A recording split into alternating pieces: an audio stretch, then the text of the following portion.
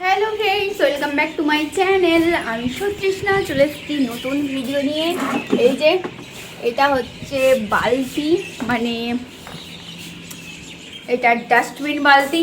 আমি ধুয়েছিলাম সকালবেলা, তো ডাস্টবিন বালতিটা অনেক দিন থেকে ধোয়া হয়নি, তো ভাবলাম আজকে ধুয়ে দিই। তো ডাস্টবিনে এই যে এই পলিপেপারগুলো দিতে হবে, দিয়ে তারপরে ডাস্টবিন মানে ভর্তি করতে হয়। তো এটা তো আগেও দেখিয়েছি, তো প্রথমে করে নিই তারপরে দেখাচ্ছি।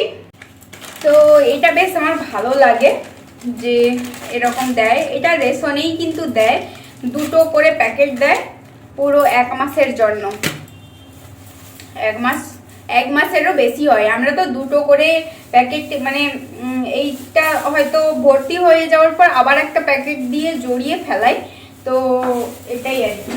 তো এইটা বেশ ভালো, নোংরা, আমার একদম নোংরা সহ্য হয় না। আর এটা যে করেছে ব্যবস্থাটা, তার জন্য কিন্তু আমার বেশ ভালো লাগে। তো আমরা খেয়েছিলাম আজকে সকালবেলা তরমুজ। তো এই যে তরমুজের এগুলো পড়ে আছে, আর ডিম সিদ্ধ দিয়েছিলাম, কারণ ডিম এই গরমে না পচে যাচ্ছে ডিম, তো সেই জন্য এইগুলো মানে ডাস্টবিনে ভরবো। আর এই যে 2 প্যাকেট দুধ পেয়েছি আজকে, 2 প্যাকেট দুধ দিয়েছে। মানে অনেক সময় কি হয়, হয়তো কেউ একজন নিল না বা কিছু, তো তখন কিন্তু এক্সট্রা থাকলে দিয়ে দেয়। তো আমার বর কেন জানি না নিয়ে এসছে, কারণ আমি একটু ছানা খেতে ভালোবাসি, তো সেই জন্য হয়তো নিয়ে এসছে। কারণ হয় না যেরকম মানে ছানা বানা করি বা ঘি বানাই, ঘি বানাতে আর কতটা দুধ নষ্ট হয়, মানে দুধের সরগুলো জমাই, তো সেই আর কি, এই জন্য। আর আমি কিন্তু এরকম জমাই না যে দুধের সর জমাতে হবে যখন, তাহলে বারবার বারবার ফুটাই দুধটাকে, না ওরকম কিন্তু আমি করি না। একবারই যেরকম ফোটাই, তো সেটারই সর জমিয়ে রাখি, করতে করতে হয়ে যায়। আর আগে তো যেহেতু মানে ফ্রিজ ছিল না, তাই জন্য কিন্তু আমাকে 2-3 বার দুধ গরম করতে হতো, নাহলে দুধটা খারাপ হয়ে যাবে। কিন্তু এখন তো ফ্রিজ হয়ে যাওয়ার কারণে আমি দুধ যদি মানে একবারই গরম করি, আর যখন খাবো তখন গরম করি, ব্যাস। আর আজকে কিন্তু পনিরের কিছু একটা বানানোর ইচ্ছা আছে, আমি জানি না কি, দেখা যাক কি হয়।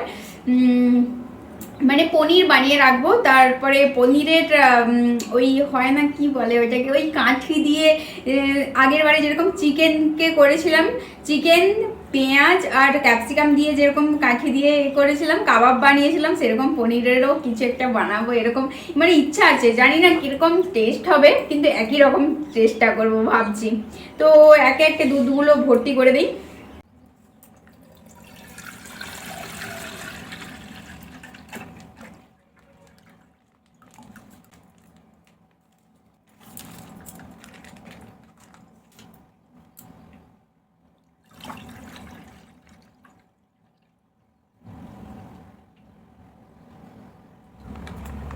দু লিটার দুধ মানে পুরো এটাই ধরে না, একটু কম ধরে, কারণ এই যে এটা পুরো ভর্তি হয়ে গেছে, প্লাস এখানে এই প্যাকেটটাতে কিন্তু আরও কিছুটা দুধ আছে। তো এগুলো পুরো ডাস্টবিনে ভর্তি করে দিই।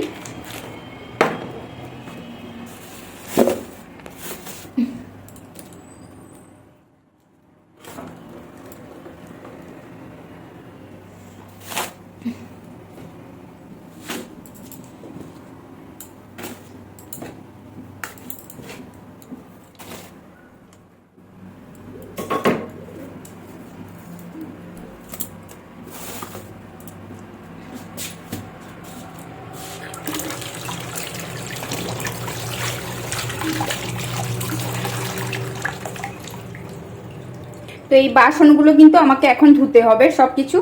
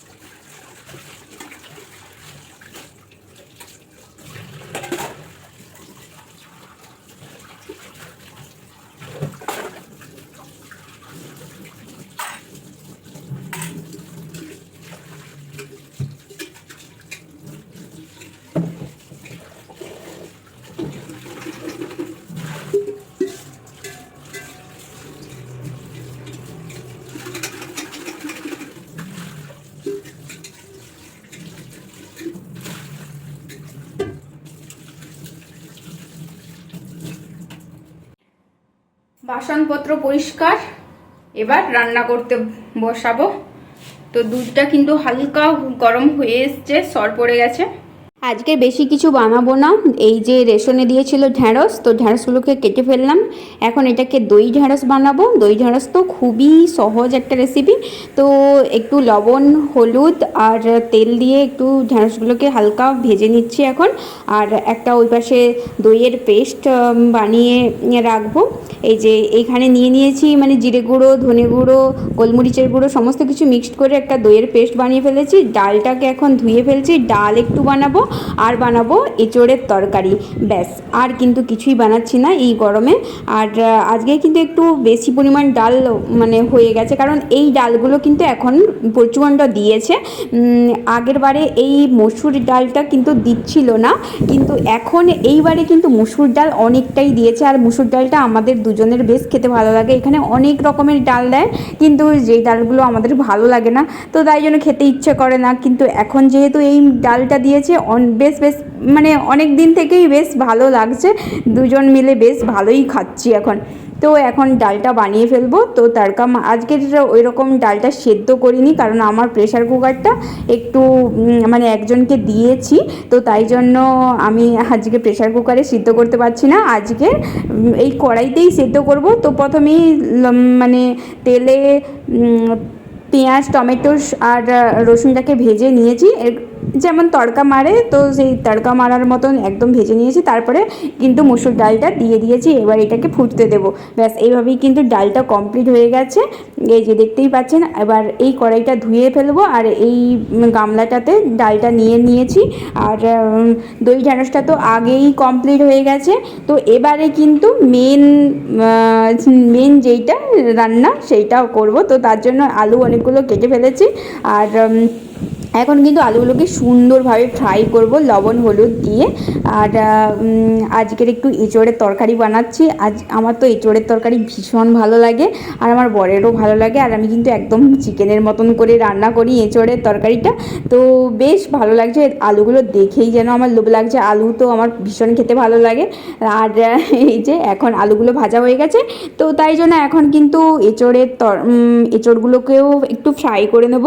তারপরে মশলা দিয়ে একটু বেশি পরিমাণ মশলা দিয়েছি, পেঁয়াজ, টমেটো, আদা, রসুন সমস্ত কিছু কেটে ফেলেছি এখানে। আর অনেকটা করে নিয়েছি। কতটা পেঁয়াজ দিয়েছি জাস্ট দেখুন, অনেকটা দিয়েছি। তো বেশ মানে এটা না একটু বেশি চিকেনের মতন মশলাদার হলে না বেশি ভালো লাগে, একটু ঝোল ঝোল টাইপের হলে বেশি একটা ভালো লাগে না। তো সেই জন্য আমি এরকমভাবেই বানাই। আর এই যে এখন একটু কিন্তু এটাকে ফ্রাই করব, একদম জল দেব কিন্তু একদমই কম করে জল দেব। তো যে জাস্ট ওটা মাখা মাখা তরকারি একটা বানানোর চেষ্টা করছি আজকে। তো এটাই আর কি, আর কিছুই রান্না করতে হবে না এবারে। আর কি করব, এবারে স্নান টান করতে হবে, ঠাকুর পুজো করতে হবে, এসবই করব এই এঁচোড়ের তরকারিটা কমপ্লিট হয়ে গেলে। আর এখন আমি কিন্তু অনেকটাই সকাল সকাল রান্না করতে শুরু করে দিই, কারণ এখন তো প্রচণ্ড গরম। তো তাই জন্য দুপুরবেলা রান্না করে কিছু লাভ নেই, বেশ মানে ঘেমে যাই। তো সেই জন্য একটু তাড়াতাড়ি রান্না করে ফেললাম। কিন্তু ভীষণ মেঘ হয়েছে, জানি না বৃষ্টি হবে কি না। এই যে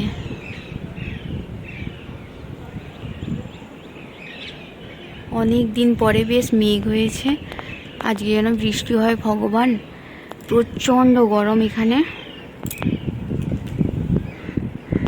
হঠাৎ করে ভীষণ ঝড় উঠছে, পুরো ধুলোর ঝড়। জাস্ট দেখুন, এটা ধুলোর ঝড় বলবো না, এটা বালির ঝড়, পুরো বালি হয়ে যাচ্ছে।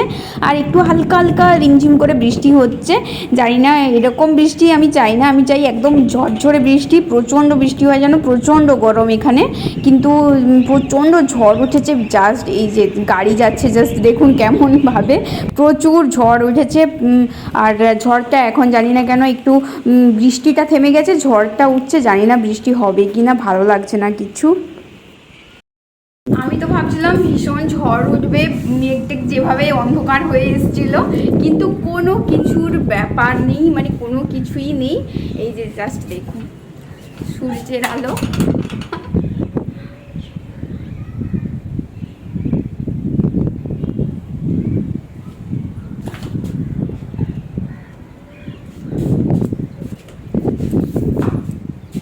তো পুরো একদম আকাশ পরিষ্কার হয়ে গেছে, আর কোনো বৃষ্টি হওয়ার সম্ভাবনাই নেই একদম।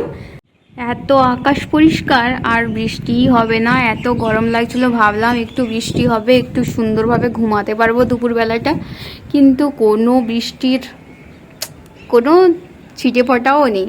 আর এই যে একটু আগে বৃষ্টি হয়েছিল, জাস্ট একটু মানে ছিটে ফোঁটা এমন পড়ছিল যে এক সঙ্গে সঙ্গে শুকনোও হয়ে গেছে। কি বলবো, আর দুঃখের কথা।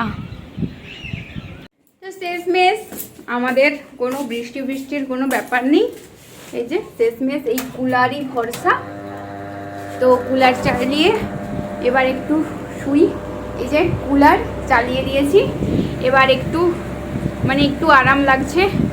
প্রচণ্ড গরম এখানে, মানে হাঁপিয়ে যাচ্ছি জাস্ট। তো আজকে ভিডিওটা এখানেই শেষ করে দিচ্ছি। দেখা হচ্ছে আবার কোনো নতুন ভিডিওতে। টাটা।